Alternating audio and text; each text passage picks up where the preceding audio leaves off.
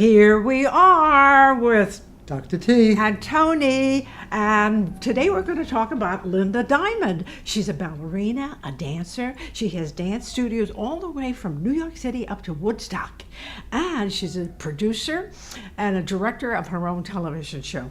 But Dr. T, do you remember when we invited her to come to the Friars Club to see your show, Dr. T and the Quintet, and she just loved the way you play that clarinet. As a matter of fact, she asked me to tell you, would you please play for her, What Are You Doing the Rest of Your Life? Well, of course I will. That's very nice. We like Linda Diamond. Okay, Okay. let's have. And this tune is written by Michel Legrand, and it is one of my favorite tunes. And the title, What Are You Doing the Rest of Your Life, is when I think of that, I think of my wonderful wife. Thank you.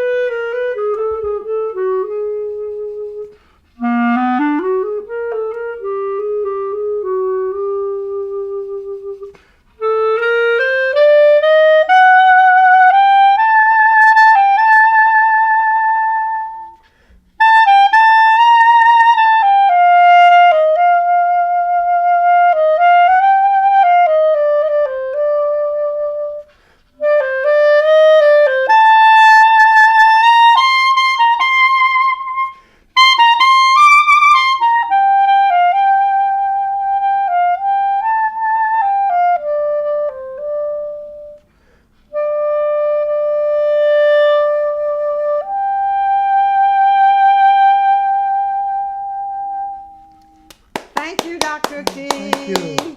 Take it away, Linda. You certainly have had quite an adventurous life. Do you sometimes think back on it or miss it in the sense of the pace, or do you think about it as being like a whirlwind of adventure that you didn't even have time to breathe? How do you regard it now when you look back? How do I regard it? That's a very good question, Linda. You know, I still feel the magic inside of me exactly as it was at that moment. Mm-hmm. And I really have Barbara Walters to thank for resurrecting all of us. And I hope she gets to see your show, and I know she will, because I love her dearly.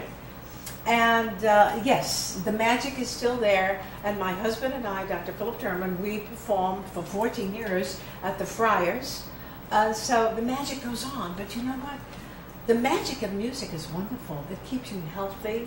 It keeps you in aliveness. It keeps you loving everything. Definitely. And it keeps you seeing the best side of life. It really does. I want to share one more thing about my friend Lila. Did I tell you about Lila Burgess A yet? little bit. A little bit. Tell her She's how in a theater right now. And she's been there for many years in Palm Springs. And it's the theater's called The Follies. And look at her. We kid about her at the lunches. At the Latin Quarter lunches, we say she's perpetually 17 years old. And it's wonderful. And now she's got, every one of her grandchildren is backstage doing something. Isn't that incredible? It's remarkable. And So the bug bit them too. Oh, the bug victim too. And I noticed that all of these wonderful dancers and singers, all of their grandchildren seem to be attracted to show business. Oh, really? It's just fantastic, absolutely. As a matter of fact, here is Simon McQueen and Chicky James. They were short females, like 5'1", but gorgeous figures. They were at the luncheon too. And Simon McQueen is still involved in the theater. Her husband is a producer. And Chicky James is nurturing her grandson, who's a rock artist. As a matter of fact, I was trying to help her get an agent for him. Yeah. And so... Well, back to you, Toni. Just in case you are tuning in, this is WoodstockTV.org, where you can access many different programs, and Diamond Dance Views is on from 11 a.m. to noon Eastern Standard Time every Saturday. My name is Linda Diamond, and our wonderful guest today is Toni Carroll, who is an author as well as dancer, singer, actress, and she's sharing with us some of her memories and memoirs, as well as her present career, which is never ending, and the fact that she's also branched into writing is a wonderful outlet for a performer, and not all performers have time to do what Toni has done. So at this point, I think that it must be a very rewarding thing to be able to channel all those years of experience and all the different people that really influenced you so greatly. So I'm very happy that you were able to bring some of these books and tell us these anecdotes, but you are also somewhat of a modest person, even though I know you're excited about all the great accomplishments and the people who really gave you the light to go forward. And that's such a wonderful tribute, because all artists know that they didn't just appear one day and wake up and then everything was there before them. So that whole idea of the importance of giving tribute to those who really paved the way for what we in the arts are doing now is a very important thing, never to forget that. But I'd like to know from you also a few little anecdotes of behind the scenes, things that maybe are not always for public knowledge, because I think our audience enjoys hearing about the fact that it's not all glamour. It may look like glamour, but there's a lot of hard work, and there's also a lot of struggle and other types of unexpected events. So are there any you'd like to share with us? Oh yeah, absolutely. As a matter of fact, I wanted to show Ellen, here's a picture of Barbara Walters, and she has taken us to lunch that day I mentioned, and later she gave us an envelope with money in it. Anyway, I love this. This is also one of our dancers, singers, Sylvia and Margot and John Hemmer.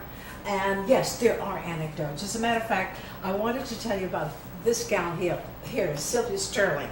As a matter of fact, when she was at the Latin as a kid, everybody was in their teens. They started very young, and they used to lie about their age. Oh, and say they were older? Oh yeah, because they started dancing at a very early age. It's the reverse in dance. They always pretend they're younger.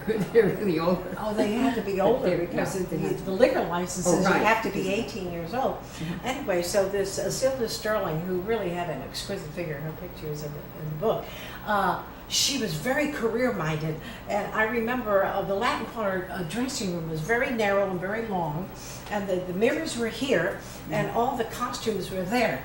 And so this Sylvia Sterling, she was like really into her own little world, and she'd get up early every morning and go out on modeling jobs and everything. And while the Latin Quarter dancers were busy figuring out what nightclub to go when they get through with the show, she was sleeping underneath the costumes in between numbers, so she could get her. She brought taking a nap underneath the costumes. And when I interviewed her for the book, I reminded her about that, and she said, "Oh yes," she said, "I can sleep anywhere. I still can sleep anywhere." But did she miss her cues? No, she never missed her cues, because the girls, the Latin Quarter dancers, used to step on her. They used to step on her and wake her up. Oh, and that's how she never missed her cues. I see. But then we had,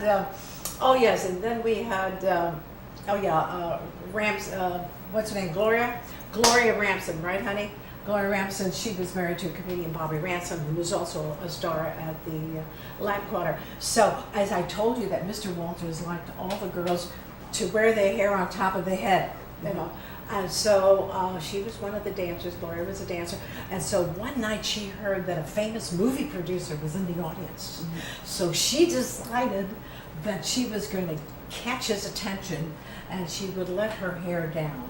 Oh, as a dramatic moment. A very dramatic moment. And she had beautiful golden hair, and she lets all that hair down, you know, and the stage was so big and round, and the producer was sitting right down in front of the stage, you know, and she does her dance, and she just just twirls her golden hair in front of him, and she goes off stage. And with that, Lou Walters is waiting for her. He said, honey, don't do that again. Don't forget, the hair stays on top of the head. And Mr. But she didn't get a fiery. No, she didn't get a threat. She didn't get a contract or anything. But anyway, I love the story. It's terrific. It's in the book. As a matter of fact, and Mr. Walters was also very careful. As kind as he was very careful about our weight. Mm-hmm. If he thought that you and I had put on 5 pounds in the wrong place, he would say, "It's diet time." That's all. You didn't bring out a scale or a measuring Oh tape? no, he died out. So in the book, remembering how he used to do that, I have a whole section. I went around and interviewed all the girls. I said, now tell me, what was your favorite diet that you used to lose that 3-4 pounds, And this was one that I remember. It's in the book. And it does work. I tried this one, but don't you try it unless you see your doctor first. But anyway, this one was 3 times a day. You have 3 little hamburger patties and a half a grapefruit. 3 times a day, 3 little hamburger patties and a half a grapefruit, and then plenty of water. And before you go to bed, you have another half a grapefruit. I'm telling you, in 3 days, you could lose 5 pounds on that. Really? Yeah. And then there were other ideas. As a matter of fact, some of the ideas I'm still using that I got from them. But do you have any ideas about diets, how to lose weight in a hurry? Well, no, I don't think I'm an expert at that one. But anyway, so I wanted to tell you another thing we used to do at the Lapwater. We used to go to our favorite restaurants. We would go to the Russian Tea Room, which is still very beautiful, and then we could go to the States Deli to get those wonderful sandwiches, and then we would go to Patsy's on 56th Street, right off of 8th Avenue. And Sal Scognamillo is the owner of it, and he's also a wonderful chef. So in the book, I mentioned the 3 restaurants. They're still there today. And this is Patsy's. He's on the back page. That's him. That's Sal on the back page with all the girls. So I had all the girls go into the restaurant one day, have lunch in their leotards. Oh, really? And he cooked a beautiful lunch for us. And we love it there. Didn't we, honey? Didn't we love it there? Yeah, it was terrific.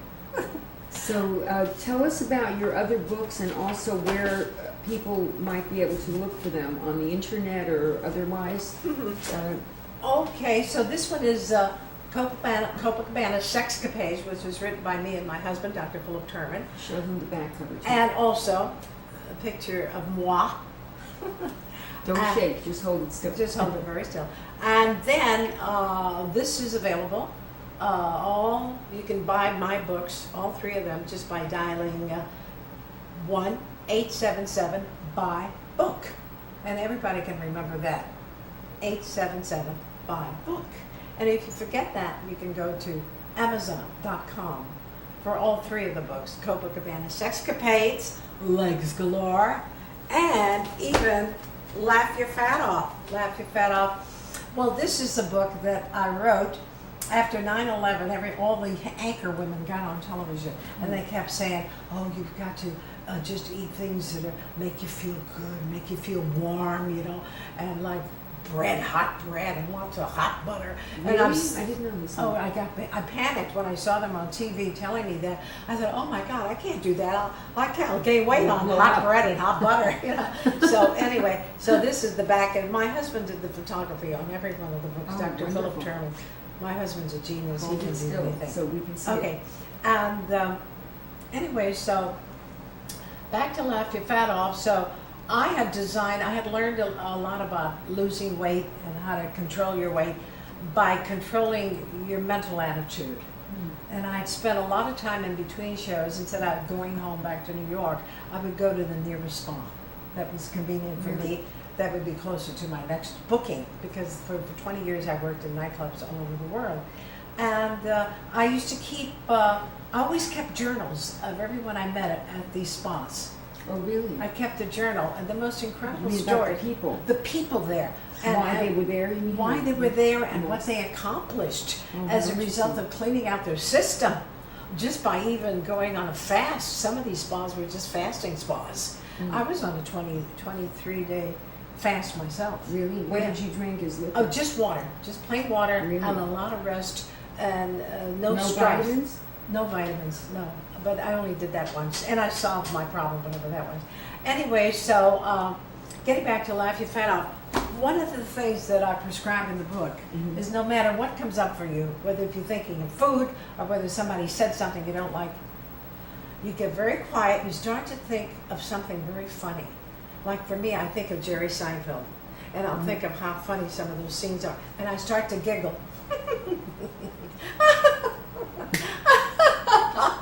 And you know, if you start to giggle, the person next to you starts to giggle. Oh, really? And That's when you're great. giggling, and you giggle for It's at least contagious. it's contagious. It becomes You contagious. giggle for at least 3 seconds. Really? I'm telling you, you forget that you were upset, and you forget that you were thinking about food. You can really stop yourself thinking about food, and so you go on to your project. Always have something to do. Now, how do you stay in such great shape? Well, I love water as far as swimming and making up my own dance exercises, so I find that very healing, and it's been a great enjoyment as well as a Shall we nice- tell them that we know Oh, each oh, other? right. Oh, we how- know each other from the swimming pool Well, for years and years. Well, actually, when I first met Toni, if I may reveal Yeah. this, I saw a lady with a shower cap. I believe it was a yellow shower cap that you wear in the bathtub.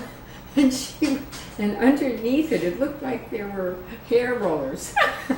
And this were beautiful face, all made up with long eyelashes.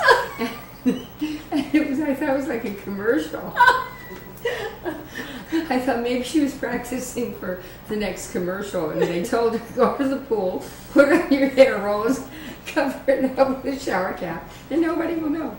So we had some conversations, Oh, yeah. I think, about men and Yeah, other whatever. issues of the day. Okay. And then I would swim back and forth, and I would talk to her again, and then I would always meet you there. You know, it was like, or in the dressing room, and Yeah. you would tell me. I remember you were working on the book, and Yeah. you were telling me about Laugh Your Fat Off, and I was amazed at how many different projects you were involved with. But you also had an outlook about life and about the concept of abundance and bringing that towards you with your positive thinking. And as simple as that might sound, many people, many of us need to have a reminder of that, and you just seem to be so all-encompassing of the universe. And I think that your words that you spoke, you know, that as brief as they were, as you were dashing around getting all dressed up, you know, ready for the next project, they just always stayed with me, and I always felt very enlightened meeting you, you know, in those unexpected places where, you know, we didn't plan, now we're going to have a talk, you know. Yeah. And of course, meeting in the water was lots of fun because, you know, that's where it's better than some people who go to the hairdresser supposedly and exchange gossip. That's where we were able to learn about life and exchange ideas and Yeah, ask for some yeah. advice from each other. It was Yeah. great. It was really great. So that was And like great you said, you know, we dynamic. both were very busy. Now, God knows you're a busy lady, but I try to stay on schedule too. This is one of the reasons why I put the curlers in my hair and put the cap on, so I can segue immediately to my next appointment. Right, well, see, I knew it. I thought maybe you were going to be in a commercial. Oh You no, know, the my next next 10 minutes. appointment. So when I get out of the pool, people The look at me. makeup is already on. It was already up. The hair is How did on. you do that? Oh well, I planned it that way. Oh yeah, now I get it. Great. That's good advice for people that have a lot to do, you know. Yeah, because otherwise swimming can be an ordeal. You have to worry about your clothes. You have to worry about your But you hair. didn't put your face in the water, so. No, I don't put my face in the water. But actually, I have to tell you that I found out through the years, and we've known each other for years, it's a saving grace. I'll tell you why. Yes. Because what happens, you're swimming with your neck up, and you're not like some of those other swimmers like we know, Nancy, for example, who swims like that. Well, you swim like that, too. I mean, you're when you really get into it, you're okay. But our friend Nancy in the pool, her posture's not good. Oh, the posture suffers from it? No, Oh. oh yeah, the posture. But if you're swimming with your neck up like this, because you gotta Oh, I save your see. You're hair, practicing your posture. yeah, practicing your posture, and Yeah. you're ready for the next appointment. Unless you're an Olympic Yeah. champion, Oh, and yeah. they're Oh, breed yeah. unto Oh, themselves. God. Yeah, that's fantastic. But everybody has their own outlet, and it's great that you're able to share all these beauty secrets that maybe most people wouldn't think of. But tell me a little bit more about other unexpected things that happen behind the scenes. Did you ever have something happen where the costume wasn't there, or you weren't there for your cue, or someone had to Yes, run as out a matter of fact, and you went just- out in the wrong costume? No, this is again with Mr. Lou Walters, and he brings the show from Las Vegas.